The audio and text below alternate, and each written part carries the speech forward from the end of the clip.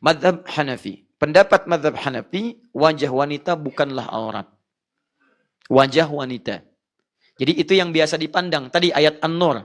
Quran surah 24 ayat 31. Jadi wajah dengan telapak tangan di madhab Hanafi itu yang biasa nampak. Lil hajah, karena kebutuhan tertentu. Ya, misal saling menatap, itu kan yang biasa terlihat. Kan? Tamu misalnya datang, Assalamualaikum, kelihatan. Siapa? Saya, nampak kelihatan seperti biasa. Interaksi keseharian. Tangan juga begitu. Ada beli ini, beli itu, dan sebagainya. Di pendapat dari madhab Imam Hanafi, wajah itu bukan bagian dari aurat, termasuk telapak tangan. Namun memakai cadar, hukumnya sunnah. Atau dianjurkan minimal. Bagi perempuan, kalau ingin mengenakannya, silakan. Dia bukan bagian dari aurat, tidak wajib menggunakan cadar. Kata pendapat dari madhab Hanafi. Tapi kalau perempuan ingin pakai cadar, jangan dilarang. Dan jangan diolok-olok, hati-hati. Jangan diolok-olok. Jadi karena dia ingin mengikuti bagian dari tuntunan, dia silakan dia mau pakai. Pertama, dia sunnah hukumnya kalau ingin pakai. Kalau merasa dengan itu, dia ingin meningkatkan ketaatannya misal, dan dengan itu dia ingin menjaga kehormatan dirinya. Saya tidak penting penilaian orang, yang penting penilaian Allah. Saya ingin kenakan karena Allah, misal. Saya ingin tutup dia, maka ketika dia tutup, Anda tidak boleh olok-olok. Sama dengan Anda mengolok-olok ibadah sunnah yang lain. Kata madhab Hanafi itu sunnah. Kalau disebut sunnah, artinya senilai dengan sunnah yang lain. Apa Anda mau mengolok-olok orang sholat 2 rakaat sebelum fajar? Atau apa Anda mau mengolok-olok orang sholat duha? Apa Anda mau mengolok-olok orang sholat sunnah ba'diyah maghrib? Apa Anda mau mengolok-olok orang puasa sunnah Senin dan Kamis? Itu kan sunnah. Jadi kalau Anda ingin memikir mengolok-olok orang bercadar, itu sama dengan Anda mengolok-olok orang yang puasa Senin dan Kamis. Sama dengan mengolok-olok orang yang sholat sunnah 2 rakaat sebelum subuh. Paham sampai sini? Jelas. Jadi kalau ada yang pakai seperti itu, kita hargai dan kita hormati. Masya Allah. Semoga Allah berikan pahala kepadanya. Jangan diolok-olok. Wis, ninja datang. Teng. Kayaknya istrinya Hattori itu. Luar biasa. Itu jahat. Itu jahat. Dan dia telah melukai perasaan. Bukan cuma perasaan perempuan beriman, tapi juga telah melukai hadis-hadis Nabi dan ayat-ayat suci. Itu poinnya. Ya, jadi kalau Anda ingin bicara dengan yang baik, dengan kalimat yang indah. Ya, sentuhlah ia tepat di hatimu, maka ia akan jadi milikmu selamanya.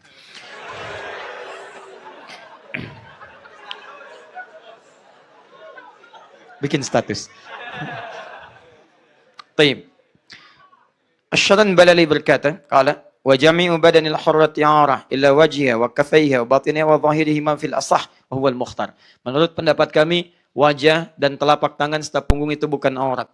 Itu pendapat yang terpilih di mazhab Hanafi. Jadi kalaupun dia terbuka, misalnya wajahnya atau ini kemudian telapak tangan terbuka, itu tidak ada masalah dari mazhab Hanafi. Itu dipahami dan tidak ada ulama yang mencela, itu biasa, perbedaan pendapat. Ya, jadi kalau melihat perempuan pun tidak kemudian menggunakan cadar, nah itu jangan juga direndahkan. Jadi yang pakai cadar jangan merasa paling solihah, ahli surga. Neng, maaf, ahli surga mau datang. Oh, masya Allah. Wajah Anda surga, lisan Anda di neraka. Persoalannya Anda tidak bisa memisahkan lisan dengan wajah. Itu persoalannya. Jadi kalau sudah pakai cadar, jangan merasa paling solehah juga. Jangan merasa paling surga. Demikian pula yang tidak pakai cadar, jangan mengolok-olok yang bercadar. Doakan, kemudian saling mendoakan dalam kebaikan. Ya Allah, jadikan saudariku, aku berkumpul bersamanya di surga. Aku jadi temannya ya Allah. Aku rindu bersamanya dalam kehidupan yang abadi. Jangan pisahkan kami ya Rabb. Ya Allah, saya mohon ya Rabb. Satu berdoa. Itu luar biasa. Dan yang sudah pakai jilbab pun, yang belum bercadar misalnya, doakan juga yang belum berjilbab. Jangan juga banyak dicela. Jangan banyak dicela. Ya Allah, jadikan dia perempuan yang paling baik ya Allah. Saya mohon ya Rabb. Berikan kesempatan sebelum wafat supaya dia bisa berjilbab ya Allah. Saya mohon, saya bersamanya ya Allah. Dalam kehidupan dunia. Jangan pisahkan kami di akhirat. Jadikanlah ia perempuan yang kau sayangi juga ya Allah. Ya seperti saya ini ya Allah. Yang sudah terasa baik dalam pandanganmu. Nggak usah ikut bagian terakhir. Itu sombong namanya. Baik. Baik, dalam satu riwayat ada perbedaan pendapat kemudian di telapak tangan. Dalam satu riwayat juga telapak tangan luar. Demikian juga ya bagian telapak tangan luar juga bagian belakangnya. Kemudian, nah ini. Teruskan, belum selesai. Dan menjadi wajib jika dikhawatirkan menimbulkan fitnah. Tadi yang saya sampaikan.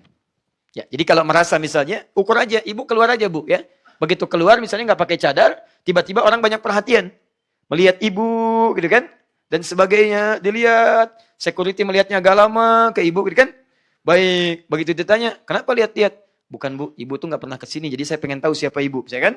Tapi cara pandangnya tidak tepat. Ini berarti ada sesuatu yang berbeda cara pandang orang kepada saya. Besok mulai tutup. Jelas ya? Taib. Qala masyayikhuna. Ibnu Najim berkata dari kalangan terpandang di Hanafiyah, berkata para masyayikh guru-guru kami, tumna'ul mar'atu syabatu min kashfi wajhiha bainar rijali fi zamanina lil fitnah. Jika ada perempuan-perempuan muda yang wajahnya sangat begitu menarik, maka syekh-syekh kami akan melarang tampak wajahnya di kalangan masyarakat. Tadi bukan karena terlampau cantik, tapi menyebabkan banyak orang gelisah dalam kehidupan. Ya, karena itu jika dalam mazhab Hanafi sunnah hukumnya tidak mencapai wajib, tapi wajib jikalau itu menghadirkan kondisi-kondisi yang tertentu. Dalam mazhab Maliki hampir sama. Hampir sama dengan mazhab Hanafi. Jadi sunnah hukumnya, tapi wajib jika dikhawatirkan menimbulkan fitnah. Jadi sama hukum antara mazhab Hanafi dengan mazhab Maliki. Ya, Imam Malik, Imam Darul Hijrah, imam yang sangat banyak memberikan kontribusi, lahir, tinggal, menetap sampai wafat di Madinah. Dan beliau memberikan fatwa, sunnah hukumnya bercadar dan wajib jika menimbulkan fitnah. Bahkan Al-Qurtubi berkata, qala Ibnu Khuwaiz min Dad, wa huwa min kibar ulama al-Malikiyah. Termasuk syekh dari kalangan Malikiyah yang sangat dihormati, sangat terpandang memberikan fatwa, innal mar'ata idza kanat jamilatan wa khifa min wajhiha wa kaffaiha al-fitnah fa 'alaiha satru dzalik. Jika seorang perempuan sangat cantik luar biasa, jamilah itu cantik, memiliki sifat jamalah. Jamalah artinya paras yang luar biasa, keindahan yang tampak. Jamilah dimiliki, jadi perempuan yang cantik. Jamilah sifat cantik. Mulan cantik luar biasa. Mulan jamilah. Laki-lakinya jamil, ganteng. Ganteng luar biasa. Maka Saiful misalnya ganteng luar biasa. Maka disebut Saiful jamil. Nah, kalau dikhawatirkan dengan penampakan itu, terjadi banyak kekhawatiran, maka wajib hukumnya. Tutup. Fa'aliyah satu dzalik. Termasuk bagian telapak tangan. Kalau dikhawatirkan tampak misalnya punggung terutama ya, misal kelihatan tapi jadi fitnah. Ini kelihatan nih. Aduh, wajahnya bercadar, tangannya gimana ya? Bisa.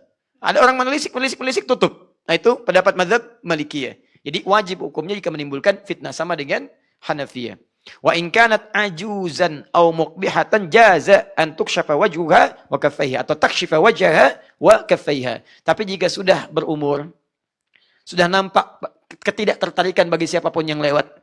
Ya, Anda sudah berusia 10, 80 tahun, 90 tahun, kan? Tapi kan saya masih merasa cantik, Ustaz. Silakan aja.